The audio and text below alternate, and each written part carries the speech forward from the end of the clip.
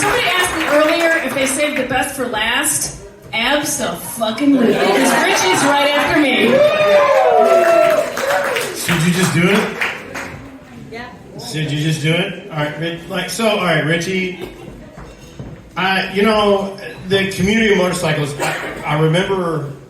I think it was one winter we decided to do video documentaries at Barrett Bar. We had the big screen and we did a thing. And I remember distinctly the first one we did was Richie, because Richie's a badass. He's I don't know what branch you're... National Guard. National Guard, okay. But he's a badass. He's resourceful. Like if you got a problem, you call Richie and be like, Richie, I got a problem. What do you got? Okay, try this, do this. Put all your change in your left pocket. Shake this, move this. Touch your carburetor this way. Don't tell anybody. And don't make eye contact, but it'll be fine. Do it this way. But the man rode from Louisville to Alaska on a tiny little bike. He did it by himself. There's videos of him camping and doing the cot thing and just weird, sleeping wherever. But he went all the way to Alaska and turned around and came all the way back to Louisville, and we did a whole presentation about it. And I hope I didn't steal your story, but Richie, get your ass out there. Come on, Richie. King Rich, Captain Kick Down. All right, come on. The Alaskan scrambling. Welcome to Blah Blah Blah. None of you would be here without season. Robbie for me, my name's Richie. I run a YouTube channel here in Louisville called ADV Dual Sport. Whole point of the channel is to get people out on bikes doing dumb shit. It's a bonus. We get to film it and then show you guys.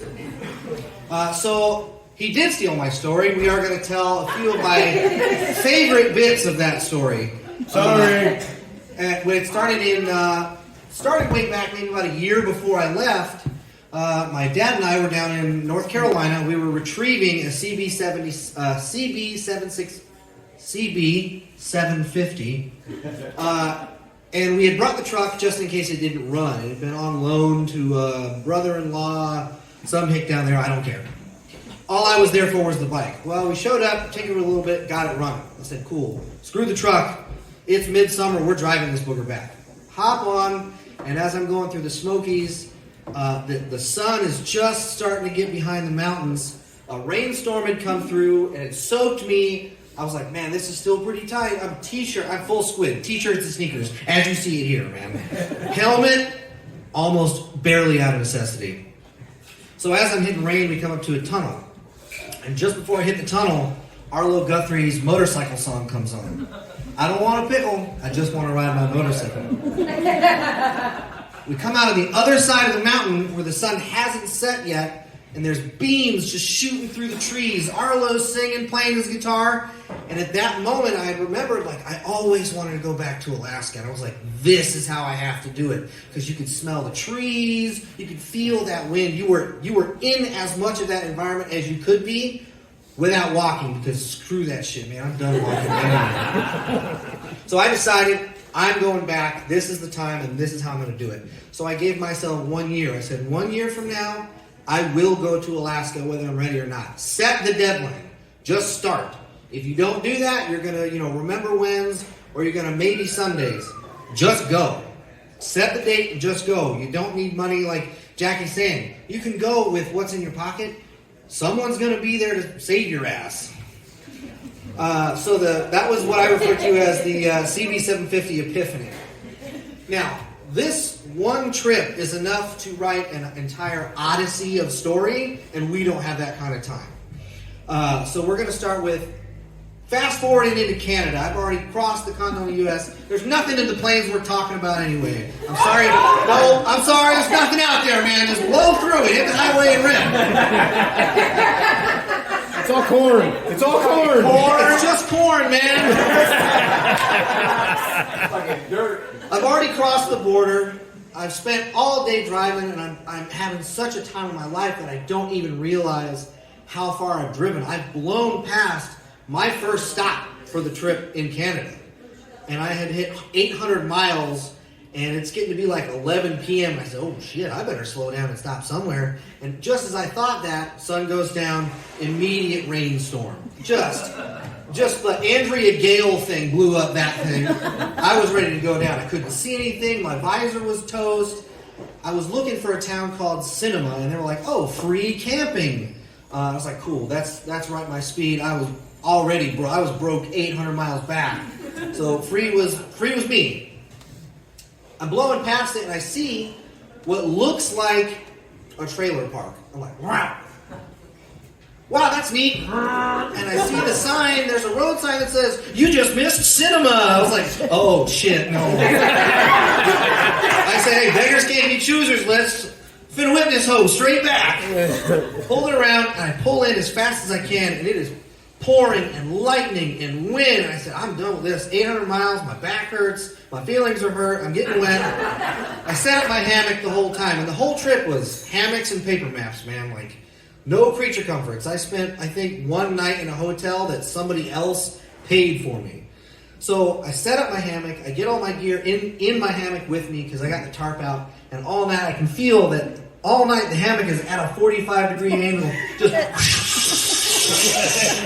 I didn't care. I slept like a baby. It didn't matter. So I pass out. And the next thing I remember, I wake up, my eyes open slowly, and it's like Disney Bambi. Whoa, what is this? The sun is out. There's dew everywhere. Like flowers springing up. Gigantic bees just buzzing around. Like, oh man, this is beautiful. It smells so good. Like the very clean, fresh nature. And then as I roll out of the hammock, I look under the tarp and there's this small short grass field with this. She might have been 2 or 3 inches taller than me. Not hard to do. She's running through the field, and she's got this perfectly straight, blonde, almost white hair. She's wearing black, lacy underwear. I am 800 miles north of nowhere, and she's just skipping through the field. And I was like, "Oh shit, I died." The storm got me. I was a bear burrito in that hammock. It was over.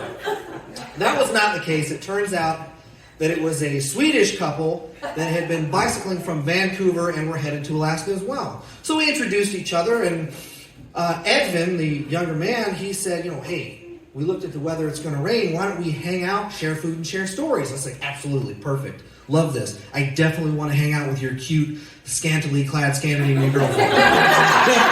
Stories weren't the only thing I was hoping to share. So we sat down for about 5 hours of the most intense game of Yahtzee I've ever seen in my life. They're making me crepes. I like this. I can do this. Let's just stay in Cinema. This is how you end up in Cinema. That brings my next point. The town, we're going to use that word very loosely, town was called Cinema, and it's this one large building, brick building, and it was the town hall, police department, and convenience store with a fireworks store underneath it. There was one other actual house. I'm going to guess that's the mayor. And then a couple trailers just in the horizon. Not much going on there. I said, "Wow, we could run this place." So as we discussed it, we've been on the road for very long. It took us about 2 weeks to get here on the bicycles. But it was a beautiful journey. How long did it take you? I was like, "Dude, I was in Seattle yesterday. You should try a motor, man. It's a lot faster." So we get to, midday, sun's coming out. We're like, none of us have really bathed. Let's see what they got for bathing facilities. They just shook their heads no. They're like, "Not going to happen." They said, "There's a faucet outside." I was like, "I'll take it, man." There's a spigot coming out of the police department townhome mayor's house, and it's just about head level. And I was like, I can make that work. I've done more with a lot less. So we turn it on, and what they needed to do was, because they bicycled there, they had just bags full of water bottles. They're like, "We're going to fill up our water bottles." Like, cool. So we turn the spigot, and it comes out. It's foamy brown. It smells like sulfur. I was like, "Listen, that's all you? I'll just die." So I told him, I was like, "Hey, on my way in to Cinema last night, I noticed that there was an overpass over an absolutely gorgeous creek.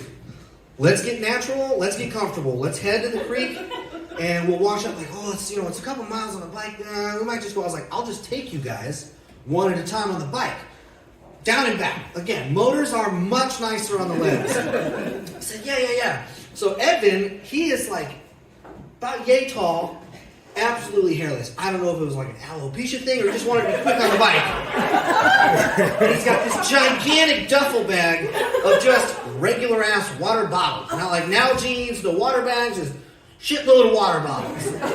He's on the back of my VT500 Shadow from 1988. There's not a lot of room in that rear seat. He's right about here. He is inside me at this point. I was like, Evan, that better be a water bottle, man. I don't know you that well. I mean, it's a package deal. We can work on it, but I don't do solo work. So we head down. We find the creek.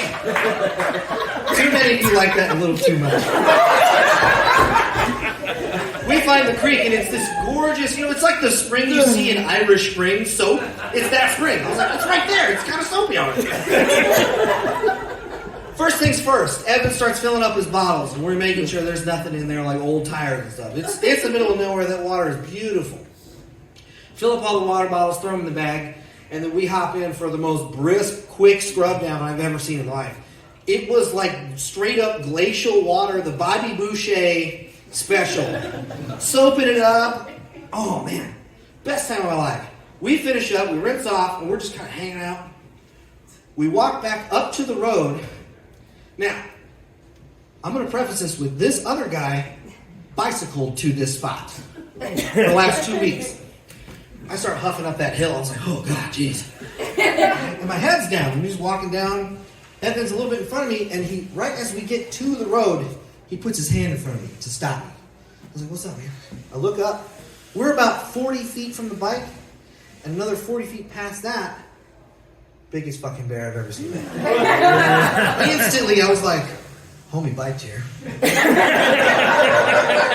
that bear comes this way, I'm going to give him a little the old rooskadoo. He's going down because I'm not going to outrun the Swedish guy that bicycled here. Plus, if Evan's out of the picture, Kaisa's on the menu. You know what I mean? Sorry, he left. I've got a bike. If you want to pedal or not. Bear looked directly at us. Not even a problem. He said, yeah, just more white people. He sauntered off in the woods. Now that's part one of the Swedish bath story. Woo, we calm down. Like, oh my god, that's crazy. We head back to cinema.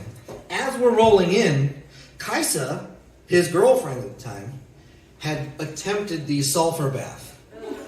The once perfectly golden straight hair is now out. She looks like Doc Brown from Back to the Future. She's just in there. And I was like, ooh, that's not a good look. Back to the morning shot, because this is, ooh. She throws on a hoodie real quick, hops on the back of the bike. Take her down to the stream. And I promise you, this is the most self-control I've ever expressed in my life. Letting that gorgeous Swedish girl go down to that river. I was like, stay on the bike, man. Stay on the bike, you're cooler than that. And nobody would know, but I'm cooler than that. Like, it's fine, just stay on the bike. So she goes down to the bike, and I just kick back. I have a nice tall sissy bar for all the luggage, and I kick back, my feet are up, and I instantly, boom, fall asleep. What about the last part of the story made it okay to fall asleep there? There's a 10-foot fucking bear in the woods! I put my headphones in and couldn't hear anything, so I just zoned out. Kaisa comes up the bank after doing what I can only imagine is the most beautiful thing you could see on the planet. Says something to me, realizes that, and I have this on camera. I'd left my camera facing me, just on, and it recorded me. I fall asleep, and she walks up behind me, and the audio, there's no audio. You just see her tap me on the head. Literally shit a brick. I thought I was being fucking grabbed. I had not been eaten. I was once again greeted by, and again, gorgeous Swedish Kaisa. So we go back, we tell all the stories, we had a good time. That's one of my favorite stories ever. I still correspond with them every now and then on Facebook. Some of my favorite, it was the first time I busted out my actual film camera for that, and it's just us at a picnic table in cinema playing Yahtzee. Now, we're gonna jump ahead a couple more days, because again, we do not have time for the whole shebang. I was trying to get back into Alaska to make it in time for July 4th. Oh, yeah. That was some of the... Oh, God. Up until then, I had been a highway princess, man. Just cruising USA, no problem. We get up into the upper bit of BC and into Yukon. There's no fucking road up there, dude. I was about the wisest I'd ever been, and I put on dual sport tires on my Shadow. It was lightly modified to handle off-road, and what a payoff. I mean, there's 8-foot dips in there, and there's logging trucks just ripping by, and I'm like, I feel not great about this. Never having ridden off-road before. Nothing, ever. I finally make it, and as soon as you cross into the Alaskan border, boom! Perfectly glassed, absolutely brand new pavement. I'm having a grand old time. But I don't have any fuel. I said, this is not good. The first fuel station I see is a little cabin run by Ma and Pa, and there's 2 fuel pumps from the 50s that you're like hand cranking. You're like, come on, just a little dribble, that's all I need. As I go up into the cabin, I prepay for my fuel, I come back down, and I'm standing there, full of regalia. My little bike has way too much bullshit on there. Way too much.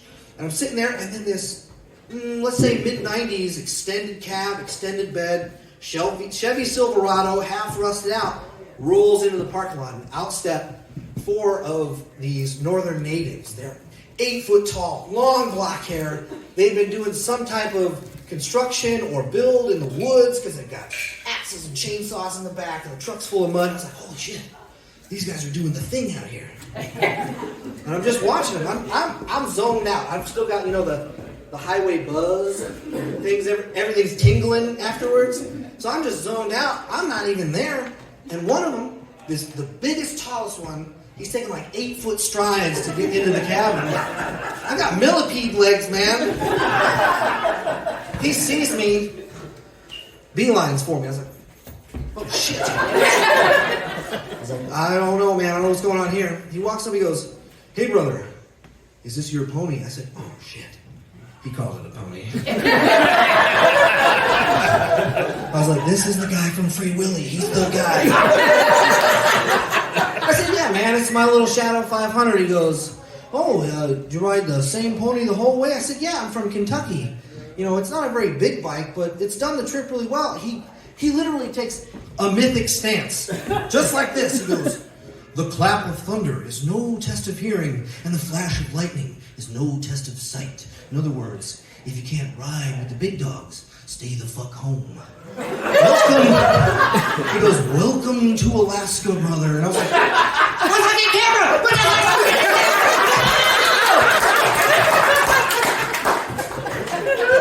Missed it all. Hands down my favorite story to tell ever. Love it. And then with just as mystically as he appeared, they were gone. I was like, I will never see those people again.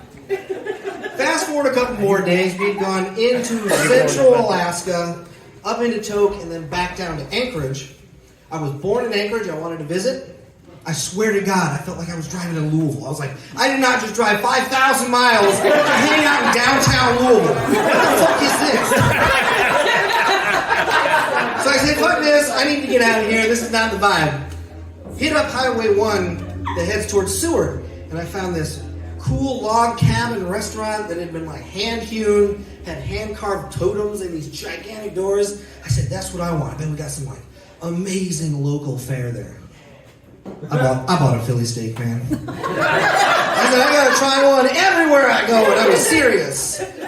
So I'm sitting there and I'm watching over Chugach Bay, literally see belugas cresting into this bay, having the time of my life, and I turned my phone on for the first time in a long time. Hook up to their Wi-Fi, instant ape shit on the phone. I was like, oh shit, what the fuck is that about? Rich Arndt, the man in the gray sweater, has had a massive grabber, my dad, on the trip of a lifetime. I said, oh, come on, man, this is bad timing. So, with a heavy heart, I was going to ride back. I said, no, just in case, ditch the bike. Sold it for almost nothing. Still in contact with that man. He has sent me the most amazing pictures of that bike just getting more feral. Because as he's owned it, there's more like horns attached to it every time. I was like, we gotta train that thing, man. It's gonna get mean real quick. Sold it to him for nothing, hopped on a plane, and before all that I figured like the flight back to Chicago was gonna be, for some reason, like 8 times more than going to where my buddies live in Kansas City. I was like, I'll go to Kansas City, get a ride up Chicago. They know me, they handle me well. So I do that, and he's like, hey man, I saw this bike for sale. I was like, I got a little bit of extra money, man. I bought an XL 250. I was trying the hog for adventure biking. I was like, I want to get dirty now. But I still need some wheels to get back up home. They said, even better, man, like we heard about your dad. You can throw the bike in the back of our trailer, and we're going to go up to Wisconsin. Now, my father lives just over the border in Indiana from Chicago, right on the tip of Lake Michigan. So, Wisconsin, pretty close. Milwaukee. Yeah, it's close enough. It's better than like 15. So we hiked the trailer up there, and they are headed to a moped rally, which I had been frequented to the years of my life. All of my moped friends say hi. Hey! And just for shits and giggles, let's hear the ADV Moto Monday crew. So they said, hey man, we heard about your dad. Like, we're going back to Michigan, and we're going to go right past your dad's house. You can throw in the back of the truck. Same concept as every single one of these stories.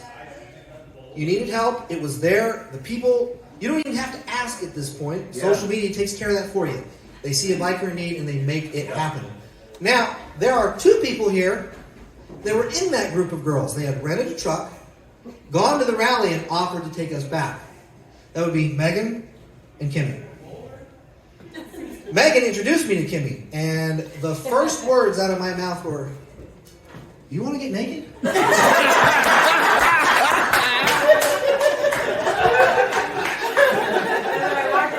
Yeah, and then she said, no, and then I said, yes. Fast forward to the next day, the rally was over, we were heading home. Guess who's curled up in my lap?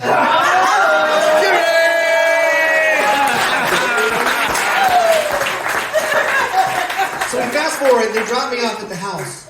Dad's fine. He looks like he had already died. Spoiler alert, he's still here, he's still gone.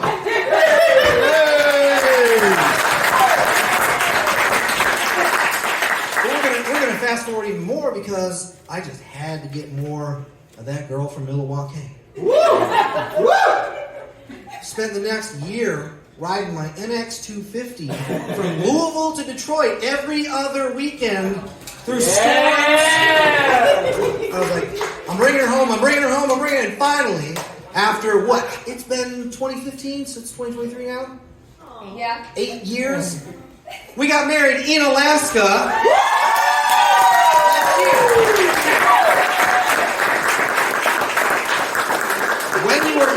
When you are going on your adventure, you're where you're supposed to be. Just vibe. Don't plan, rip. Your friends are going to be there. And if your friends are dumb enough to come with you, make sure you turn your camera on. No,